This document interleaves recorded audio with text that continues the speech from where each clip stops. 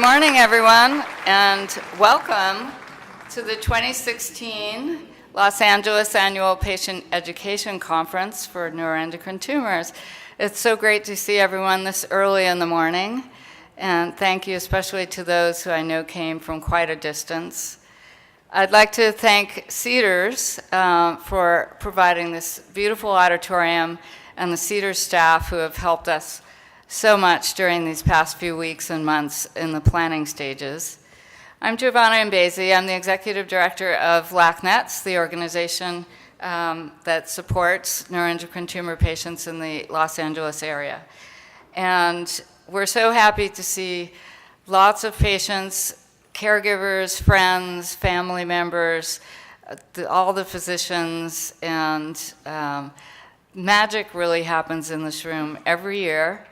And people meet each other, people meet a doctor, it changes their lives. For those who are newly diagnosed, this is an incredible opportunity to be in the room with other patients who have been working through this for many, many, many years. And there's so much to learn from each other. Right now, I'd like to, if we could bring up the map, cue the map. So I love data and I really love maps. And so there was a question on there asking you what zip code you came from. And so we put the zip codes on a map and we're kind of surprised. We have people from a really long distance across, I think, maybe 10 states altogether. And I think the person from Missouri wins for coming the furthest. And if we could cue the next map. Or I'm supposed to do that. And so then this is more of a cluster view of the local area. So we're really happy to have people from as far north as Santa Barbara in the LA area, and lots of great people from San Diego. And we'll have somebody here from the San Diego NET group as well. So I'd like to introduce our co-partner in this event. They have been for many years. The NET-RF group was this NET Research Foundation. You may know them as the Caring for Carcinoid group. And please welcome Ron Hollander, their Executive Director.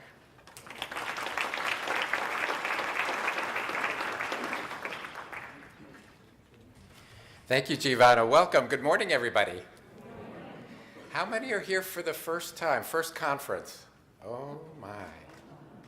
Could you keep those hands up high for a second? That's more than half. Okay.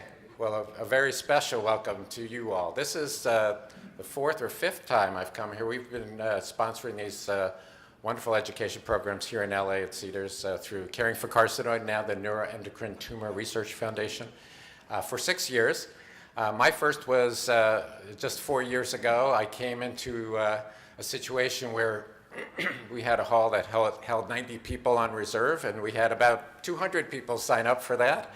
But we managed, with a lot of hard work and flexibility by our LA folks, to have a terrific program, and they've grown and been even better ever since.